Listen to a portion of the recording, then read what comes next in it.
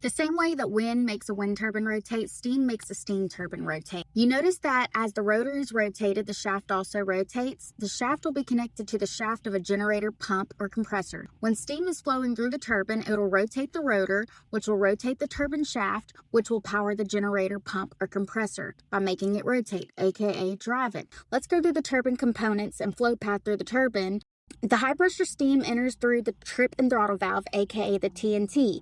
There's a linkage that is connecting the TNT to the governor. The two work together with the linkage to control the amount of steam entering the turbine and the speed of the turbine. This is important because overspeeding the turbine results in a very dangerous situation. From the TNT valve, the steam flows through the steam chest to the nozzle block, which has nozzles that are located in position to direct the steam to turn these buckets or chevrons, which will rotate the shaft. The more steam flow we have, the faster the turbine will rotate. This is where kinetic energy from the steam is turned into mechanical energy. This is the turbine casing and the rotor that's located inside of the turbine casing.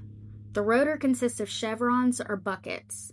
The high pressure steam catches these chevrons and uses its energy to force the rotor to rotate. Now that the steam has used its energy, it will exit the exhaust and the letdown. On top of the turbine casing, there's a centennial valve, which would normally be screwed in right here.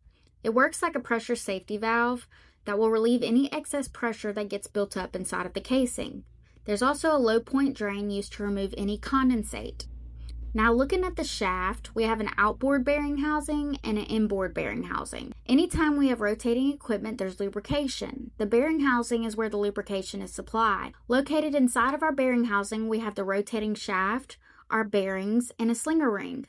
The purpose of the bearings are to hold your shaft steady while allowing it to rotate. There are axial bearings and radial bearings. Axial bearings are commonly referred to as thrust bearings, and they eliminate the shaft from being able to move forward and backwards. The radial bearings, located closer to the rotor, are responsible for keeping the shaft from moving up and down or side to side. The slinger ring is responsible for picking up the lubrication as this machine is rotating and bathing the bearings that are located on each side of it with oil, as shown here in this example. On this side of the bearing housing, there's an inlet and an outlet port. This could be for an external lubrication system that would provide oil using an external pump and cooling mechanism, or could be cooling water supply and return. As an operator, it's important to ensure there's good flow on the supply and return lines. If there's a low difference in the temperature of the supply compared to the return, it means there's insufficient flow and inefficient cooling. Without efficient cooling, there's risk of damage in the bearings. Further down along the shaft, we have the outboard carbon rings and the inboard carbon rings. Carbon rings are the turbine seal system designed to seal off the high pressure steam from the atmosphere.